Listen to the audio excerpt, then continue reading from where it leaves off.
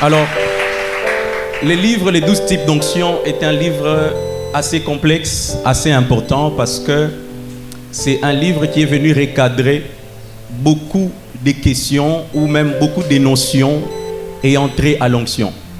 Aujourd'hui, quand vous posez la question à quelqu'un ici, c'est quoi l'onction? Directement, il pensera que l'onction, c'est tout ce qu'il faut pour faire tomber avec les gens. Si vous posez la question ici à quelqu'un, il vous dira que l'onction, c'est tout ce qu'il faut pour prêcher avec puissance, pour faire sortir les failles, pour faire les tekits, alors que l'onction n'a rien à voir avec tout ça. Okay. Premièrement, vous allez voir dans la Bible que quand Dieu parle de l'onction, c'est... Bon, Jacob, c'est une façon prophétique, mais la première fois qu'il est fait officieusement, c'est avec Moïse. Il demande à Moïse, il dit ceci, tu vas répandre l'huile sainte sur la tête d'Aaron et il sera saint. Il sera mis à part pour un service. J'aimerais dire à quelqu'un, on ne peut pas parler de l'onction sans pour autant parler du service. À chaque fois que Dieu veut oindre quelqu'un, c'est pour l'introduire dans un service. C'est comme ça que quand Jacob vient et qu'il veut bénir ses 12 enfants, la Bible dit dans Genèse le chapitre 49 qu'il a commencé à détailler la spécificité de chacun de ses enfants. Et c'est ça que l'onction fait. Quand Dieu veut vous oindre, il veut que vous puissiez entrer dans un service, mais pas seulement que dans un service, il veut que votre particularité puisse se manifester. Je vais choquer quelqu'un. Dès le départ, l'onction n'a jamais été faite pour la puissance et pour la guérison. L'onction, premièrement, elle a été dressée par Dieu pour que nous puissions servir d'une façon authentique et optimale. C'est comme ça que, par exemple, quand il bénit Asser, il dit à Asser, il dit ici, Asser, toi Asser, tu vas préparer des bons mets, tu vas préparer des bonnes nourritures. Le roi viendra manger chez toi. Donc, c'est-à-dire, quand tu regardes Asser, si Asser veut prêcher à l'église, il va mal le faire. Si Asser veut être protocole, il va mal le faire. L'onction que Asser avait reçue était l'onction de la nourriture. À chaque fois qu'il préparait, son onction était dégagée. Donc j'aimerais dire à quelqu'un, l'onction ce n'est pas seulement pour sortir Jean 3,16. Tu peux avoir l'onction de bien parler comme Nephtali. La Bible dit ceci, Nephtali avait les bons verbes.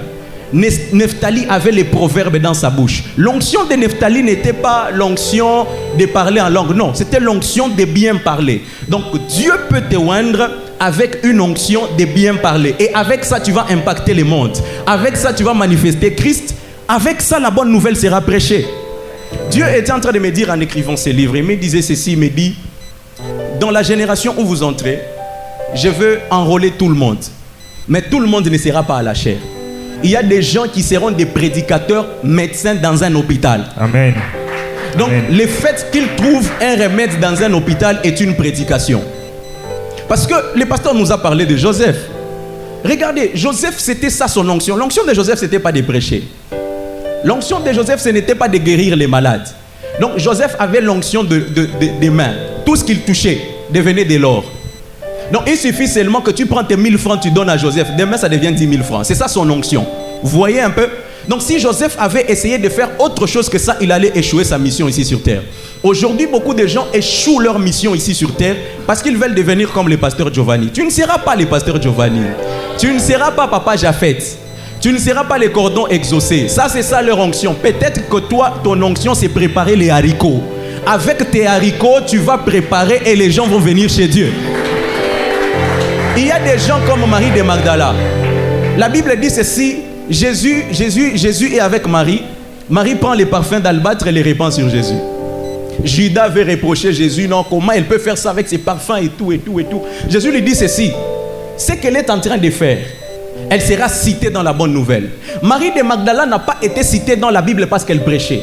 Elle a été citée dans la Bible parce que c'est quelqu'un qui savait soutenir financièrement le ministère de Jésus.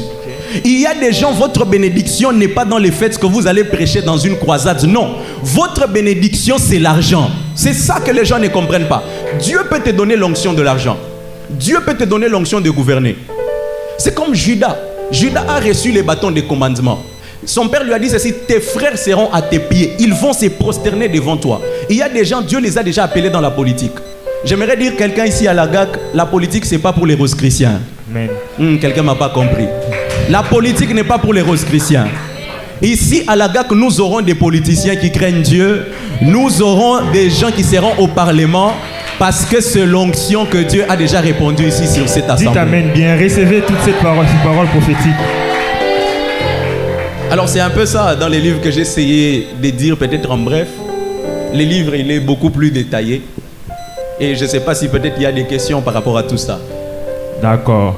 En fait, nous allons passer maintenant à la dédicace, si possible. Mais avant, d'abord, possible que nous puissions recevoir 2-3 questions pour ceux qui ont eu à lire les livres, qui a un point que vous n'avez pas compris. Le prophète est disposé pour vous répondre. Pour ceux qui ont lu les livres, ce n'est pas que tu t'es mis là, non, j'ai une question sur l'onction. C'est lui qui a un livre, hein, un point que vous n'avez pas bien compris, l'occasion vous est présentée de poser 2 ou 3 questions que nous allons prendre à la foule au prophète qui est là. Il y a quelqu'un?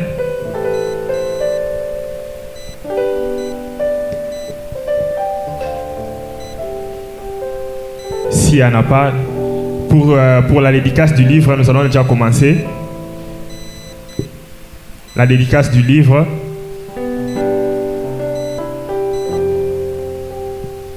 Il faut quand même laisser les gens poser quand même la question.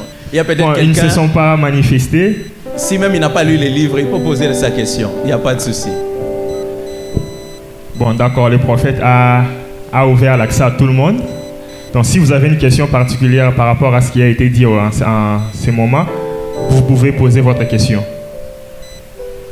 Y a-t-il quelqu'un?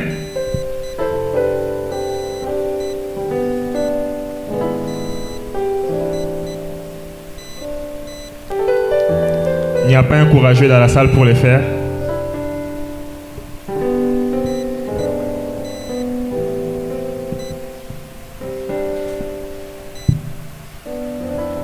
Merci beaucoup, prophète, pour la question. J'aimerais juste poser la question pour quelqu'un qui n'a peut-être pas le courage de le faire. Je vois ici, nous avons beaucoup de jeunes. Comment reconnaître que j'ai l'onction? C'est un peu ça ma question. Comment reconnaître en tant que jeune que j'ai l'onction et comment savoir que mon onction ici, c'est pour les haricots par exemple. Mon onction ici, c'est pour les business par exemple. Parce que nous voyons dans l'église, tout le monde veut prêcher. Tout le monde veut prophétiser, tout le monde veut opérer des miracles. Comment est-ce que quelqu'un peut reconnaître que moi, mon onction doit être canalisée dans cet angle, par exemple? Merci. En tout cas, on peut acclamer pour les prophètes. Je sens que tout le monde est fatigué. En tout cas, c'est une très bonne question. Très bonne question. D'entrée des jeux, ces livres, c'est mon 4e, je crois. Mon 7e livre, c'est un livre qui traite plus sur comment découvrir l'appel, la mission, la fonction ou même l'onction. Je vais dire à quelqu'un, et ça, je crois que ça va aider une personne.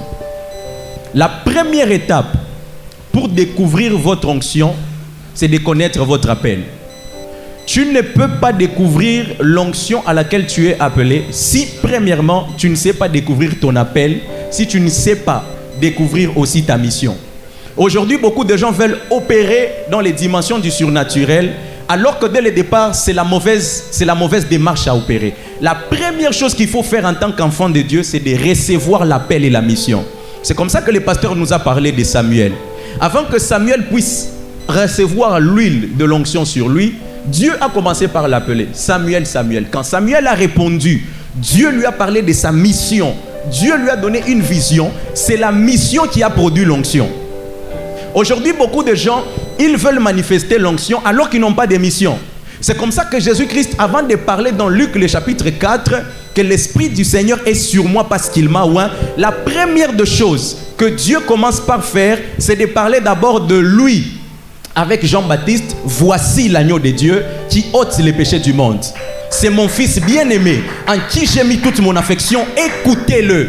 Dieu était en train directement de parler de la mission de Jésus. J'aimerais dire à quelqu'un, toute personne qui veut manifester l'onction en ignorant la mission a déjà échoué ipso facto. Tu dois commencer par connaître ta mission, ton appel, ta particularité. Dieu t'a appelé à faire quoi ici sur terre? Quand tu as commencé les choses de Dieu, c'est quoi la première chose que tu as reçue? C'est quoi la première parole que Dieu a eu à te donner? Ta première parole, c'est ton appel.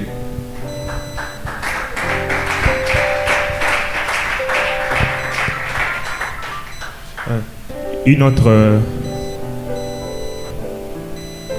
question.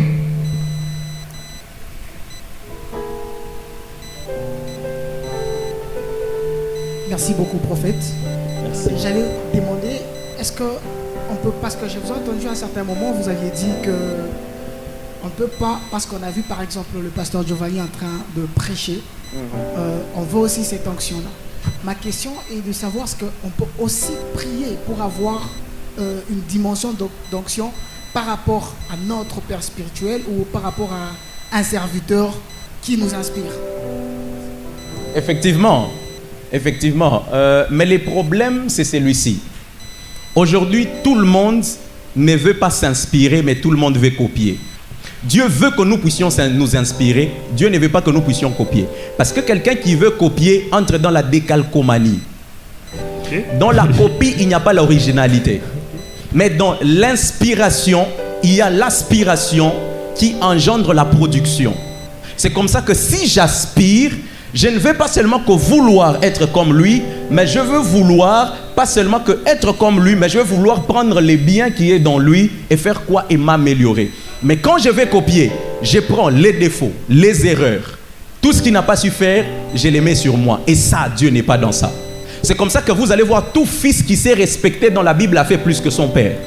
Quand Élisée était derrière Élie, la Bible dit ceci, il avait reçu la double portion de son père. Pourquoi? Parce qu'il aspirait. Il avait dit à son père, donne-moi la double portion. C'était de l'aspiration. Il ne voulait pas avoir la copie de son père. Parce que son père avait 7 miracles. Et il savait, en tant que vrai fils, ma mission n'est pas d'être comme mon père, mais ma mission c'est de faire plus que mon père. J'aimerais dire, si tu es un vrai fils, par exemple du pasteur Giovanni, tu dois faire plus que le pasteur Giovanni.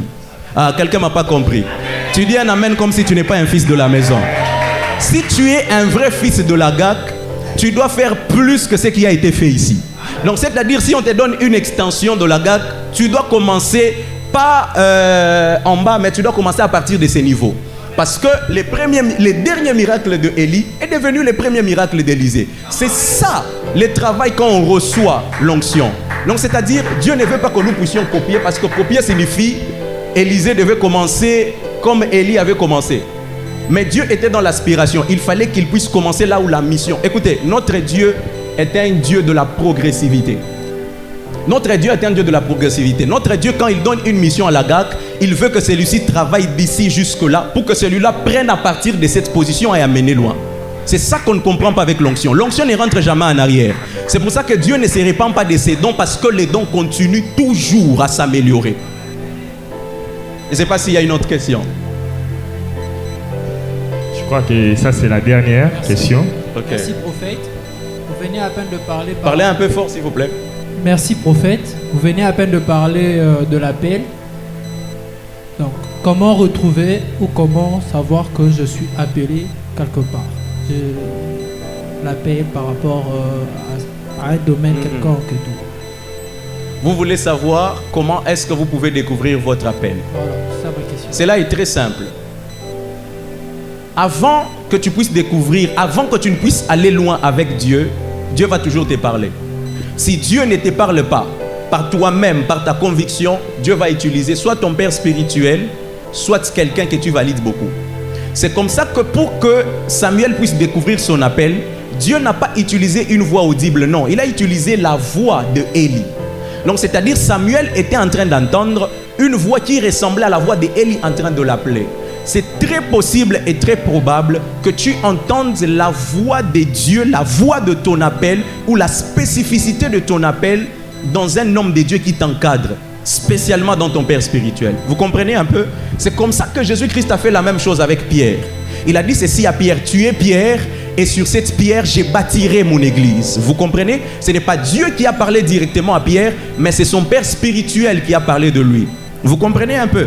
Il dit ceci à Pierre, il dit ceci, il dit Simon Pierre, le diable vous a cherché à vous cribler comme du froment, mais vous, j'ai prié pour vous. Quand vous serez affermis, affermissez aussi vos frères. Il lui parlait de sa mission.